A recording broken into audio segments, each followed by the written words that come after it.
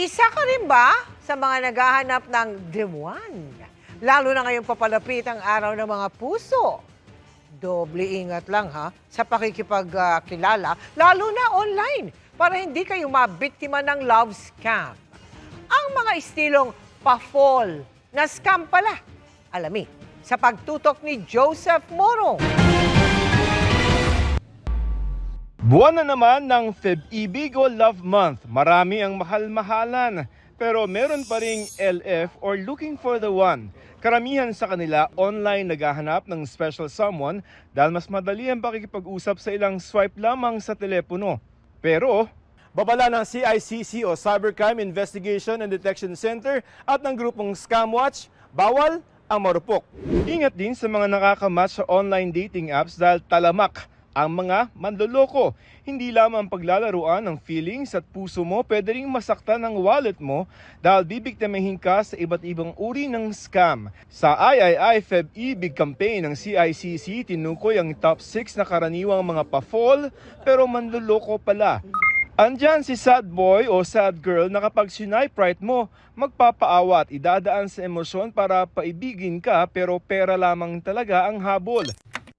Doble ingat din sa mga seducer, mga tipong too good to be true ang profile picture pero baka nang ka-catfish o gumagamit lamang ng ibang larawan. Nangaakit at nanghihingi ng mga pribadong larawan at video pero sa huli, gagamitin para ipang-blackmail. Malaking red flag din yung mga astang investor na alok agad ay instant yaman agad. Pwede ba yon? Swipe left na rin sa mga servicemen na nagpapanggap ng mga uniform personnel na dayuhan. Naghahanap umano ng forever pero sa huli, hihingan ka lang din ng pera. May mga tinatawag din na escort na may pa-down payment bago makipagkita. At ang malupit, ang slow burn. Akala mo, the one na dahil sa tagal niyong pagkakamabutihan pero ang bagsak, scam din pala. Yung catch dito, ang daming dahilan, hindi sila nagkikita.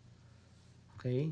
Pero gumawa na sila ng typical habit ng magkarelasyon. Good morning, kumain ka na ba? Did you eat na? Di ba? I miss you. I'm thinking of you. Yung mga ganon, di ba?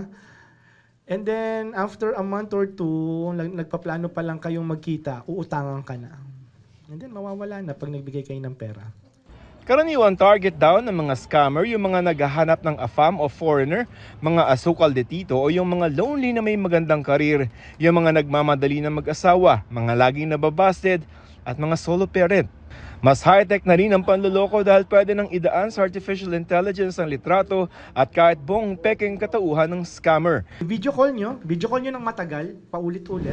Sa datos ng CICC noong nakaraang taon, lampas 100 mga Pilipino ang akala nila ay nakahanap na ng true love pero na-scam pala.